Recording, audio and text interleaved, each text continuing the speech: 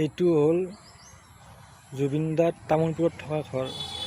এইটো ঘৰত থাকিয়ে জুবিন দাই মেট্ৰিক পৰীক্ষা দিছিল তামোলপুৰ হাইস্কুলৰ পৰা।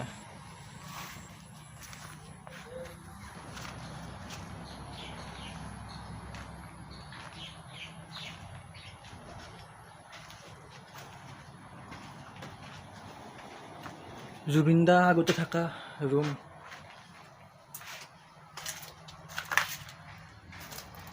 জুবিন দা আছিল এই ৰুমত।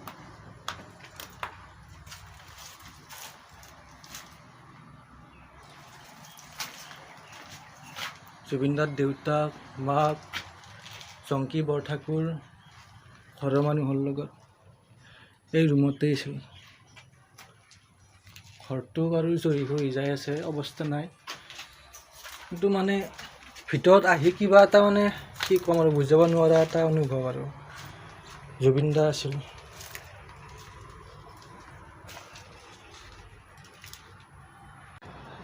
বৰ্তমানটো তালা লাগি আছে।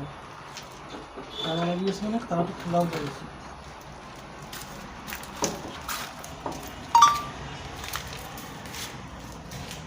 জুবিন দাৰ ৰুম। জুবিন দা তামোলপুৰত থাকোঁতে এই ৰুমতে আছিল। এইটো ফালে অহা যোৱা কৰি আছিল। এইটো চব তাৰ অফিচিয়েল কিবা কিবি থৈ দিয়া আছে। মানে ভিতৰত আহি এনেকুৱা লাগি আছে জুবিন দা মানে ভিতৰত আছে কিজানি। আগতেতো এনেকৈ খিৰিকি চাইছিল, ইপিনে দৰ্জা দি ওলাইছিল এইটো ফালেদি। মানে কি ক'ম আৰু জুবিন দা যে নাই সেইটো ভাবে নহয়। মানে জুবিন দাৰ ঘৰত আছোঁ, জুবিন দাৰ ভিতৰৰ পৰা আহিব, মাত দিব আমাক, মানে সেনেকুৱা এটা ভাৱ আহি আছে। এই বাৰান্দাতে জুবিন দা আগতে আছিল, এইফালেদি ওলাইছিল। এইপিনে এটা গছ আছিল, গছটো বৰ্তমান নাই, সেই গছত উঠি আছিল জুবিন দা আগতে। বৰ্তমান ঘৰটোৰ যেনেকুৱা অৱস্থা হৈ আছে, এইটো আৰু কেইবছৰমান পিছত জহি যাব। মানে চৰকাৰে জুবিন দাৰ এই পুৰণা ঘৰটো সংৰক্ষণৰ ব্যৱস্থা কৰাটো দৰকাৰ। আৰু জুবিন দা মানে ৩৮,০০০তকৈ ওপৰত গান গোৱা, আমাৰ অসমীয়া সংস্কৃতিটো ইমান ওপৰত লৈ গৈছে।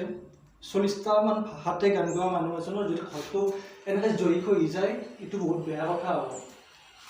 এইটো এটা তামোলপুৰৰ কাৰণেও ভাল, এটা পৰ্যটনস্থলী হোৱাৰ বহুত চান্স আছে। কাৰণ জুবিন দা বুলি ক'লে সমাধি ক্ষেত্ৰতে ইমানখিনি যাই আছে। য'ত জুবিন দা আগতে আছিল শৈশৱত, হাইস্কুল পঢ়ি থাকোঁতে, এইটো পৰ্যটনস্থলী হোৱাৰো বহুত চান্স আছে। আৰু পৰ্যটনস্থলী যদি কৰাৰ চিন্তা কৰে তামোলপুৰৰ প্ৰশাসনে বা চৰকাৰে কৰিব লাগিব এইটো, তেতিয়া ঘৰটো সংৰক্ষণ হৈ থাকিব আৰু এটা জেগাখিনি আৰু এটা উন্নত হ'ব। জুবিন দাৰ ঘৰটো মানে অৱস্থাটো চাব কেনেকুৱা হৈ আছে। এনেতো আমাৰ অসমত মানে যি বস্তুৰ সন্মান কৰিব লাগে সেইখিনি সন্মানটো নাপায়েই, সেইটো সকলোৱে জানে। তাৰে মাজতে যদি ৰাইজে চেষ্টা কৰে, গোটেইখিনি হৈ উঠিব আৰু। কাৰণ জুবিন দাৰ ঘৰটো বহুত বেয়া অৱস্থাত যাই আছে। এইটো চাওক কেনেকুৱা লেতেৰা অৱস্থা হৈ আছে। এইটো কেনেকুৱা অৱস্থা হৈছে চাওক। এইটো জুবিন দাৰ ঘৰ হিচাপে এইটো বহুত এটা বেলেগ লেভেলত থাকিব লাগিছিল। এই গ্লাছ ভাঙি আছে চাওক, গ্লাছখনৰ কোনো মেৰামতি নাই একো। অফিচত ভিতৰত অফিচিয়েল কিবা কিবি থোৱাই আছে, এইটো বেলেগ কথা, কিন্তু এইটো সাধাৰণ ঘৰ নহয়, জুবিন দাৰ ঘৰ এইটো। এই জুবিন দাৰ শ্ৰদ্ধাঞ্জলি এইখন এনেকৈ আছে। আজি যাওঁ, নেক্সট টাইম আহিম আৰু জুবিন দাৰ এই ঘৰটো সংৰক্ষণৰ কাৰণে মাত মাতিম। কাৰণ এই ঘৰটো সংৰক্ষণ কৰাটো বহুত দৰকাৰ। এইটো পৰ্যটনস্থলী হ'ব, মানুহে আহিব, ইয়াতে ফুৰিব আহোঁতে জুবিন দাৰ সমাধি ক্ষেত্ৰতো আহিব। সমাধি ক্ষেত্ৰত যেনেকৈ যায় এই ঘৰটোতো আহিব। আৰু এইটো ঘৰ সংৰক্ষণ কৰা বহুত দৰকাৰ। অৱস্থা নে কেনেকুৱা হৈ আছে।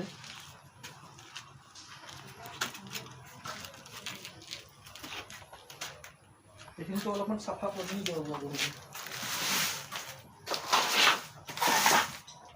এনেকৈ জুবিন দাৰ শৈশৱৰ ঘৰটো এনেকৈ লেতেৰা দেখা যায়, মানে মনটো কিবা এটা বেয়া লাগে।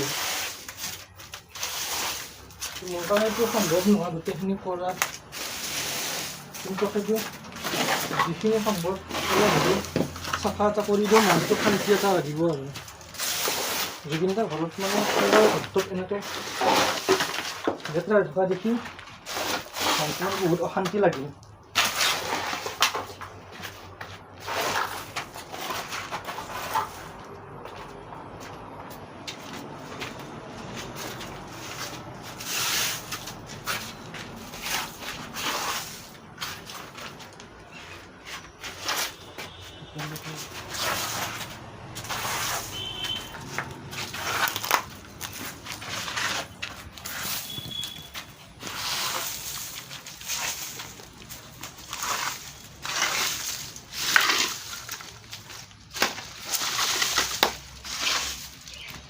মই অকলে গোটেই চাফা কৰাটো সম্ভৱ নহয়, তথাপিও বাৰাণ্ডাখন যিখিনি পাৰোঁ অলপ চাফা কৰি দিলোঁ, মনটো শান্তি লাগিল।